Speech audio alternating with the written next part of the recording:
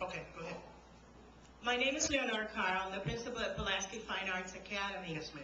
Next month, you're going to be asked to vote on a proposal to create the Pulaski International Elementary School, a neighborhood magnet school that will be housed in our school building and will acquire our attendance area, led by a new principal and a staff. In 2010, the new school, whose focus would be International Baccalaureate, intended for students K to 5, would begin with pre-K and K. Students in 1 to 8 in that neighborhood would not be allowed to come to that school because there wouldn't be a school for them. Our school would phase out, losing the same amount of grades each year as the new school adds on. The Regional Gifted Center for English Language Learners in the school will continue. That's about 9 classes with a separate administration. Younger siblings of students would not be allowed to come to the school through lottery, being 2 different schools. The proposal takes us back a few years in our efforts to integrate schools and leaves us intentionally with a predominantly white school, about 70%, and a predominantly Hispanic school, about 93%. In the policy of closing schools, there's a reference to the second amended consent decree in the matter of U.S. versus the Board of Education. Is the intentional creation of 2 racially isolated schools in line with that consent decree? Is the 2-school proposal in line with our fiscal crisis? Keep 1 school at the early years program, K to 5. Ms. Carl, excuse me, can you please conclude?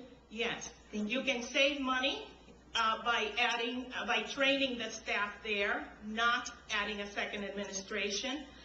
The IB program is also inclusive. It's supposed to be for the whole school. It's being circumvented by having 2 schools, one only K, pre-K and K. We respect the Bucktown community's desire for a good school for their students. We support it. We thought we were going to be part of that conversation.